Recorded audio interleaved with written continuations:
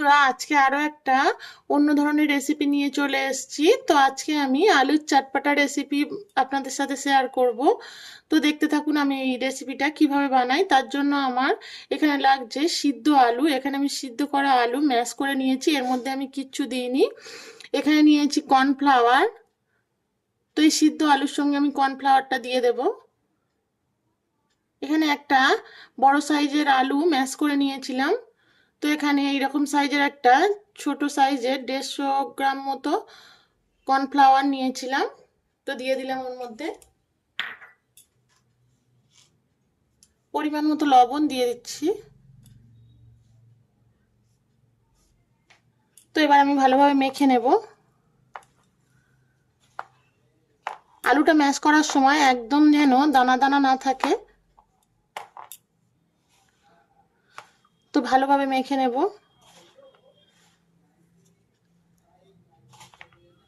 একদম জল দেওয়া যাবে না।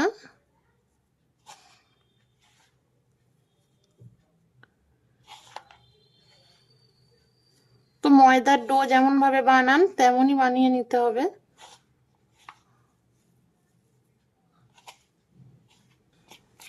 তো দেখুন ডোটা আমি বানিয়ে নিয়েছি। এবার ছোট ছোট করে লুচির মতো ছোট ছোট লেচি কেটে নেব।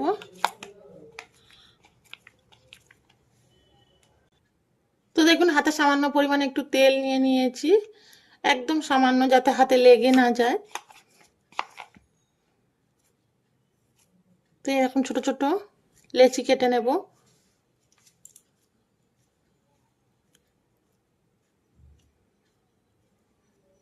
দেখুন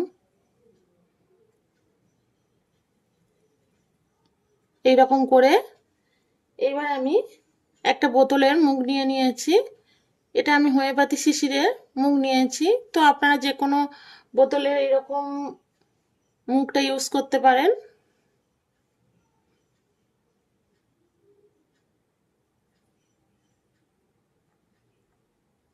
দেখুন এইরকম ভাবে আমি প্রত্যেক কটা বানিয়ে নেব। তো দেখুন আরো একটা বানিয়ে নিচ্ছি। এবার এইটা দিয়ে আমি বানাচ্ছি। দেখুন এতে করে কি দেখতে সুন্দর হয় এই জন্য। তো দেখুন এরকম রিং রিংও বানিয়ে নিতে পারেন, যে কোনো শেপ দিয়ে নিতে পারেন। আরো একটা বানিয়ে দেখাচ্ছি। দেখুন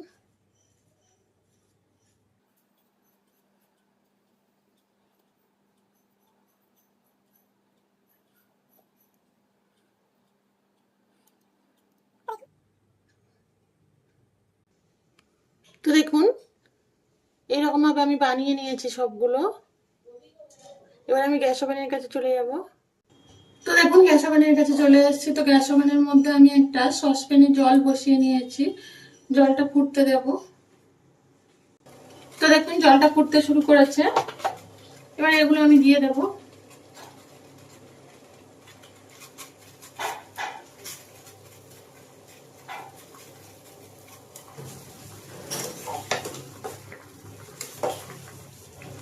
তো দেখুন এগুলো সিদ্ধ হয়ে গেলে এরকম ভেসে ভেসে উঠবে।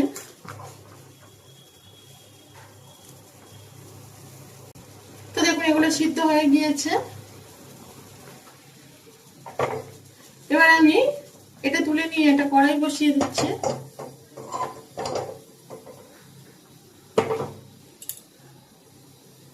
তো দেখুন কড়াইটা গরম হয়ে গিয়েছে, অল্প একটু সাদা তেল দিয়ে দিচ্ছি।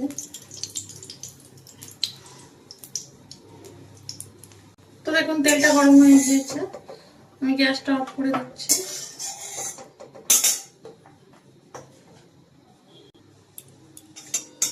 গ্যাস ওভেনটা অফ করে আমি তারপরে দিয়ে দিচ্ছি কাঁচা পাকা লঙ্কা, একদম কুচো করে কেটে নিয়েছি।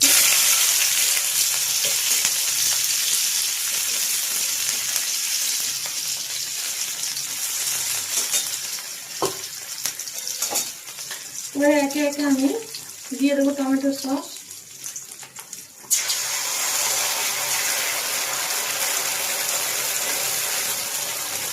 অল্প একটু সয়া সস দিয়ে দেবো।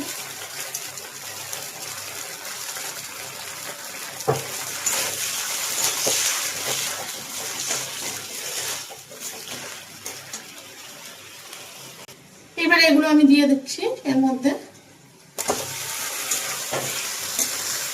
দেখুন একটু নেড়ে চেড়ে মিশিয়ে নিয়ে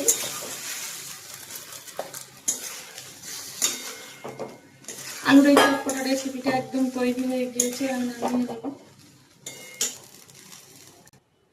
তো দেখুন আলুর চটপটা রেসিপিটা একদমই তৈরি হয়ে গিয়েছে।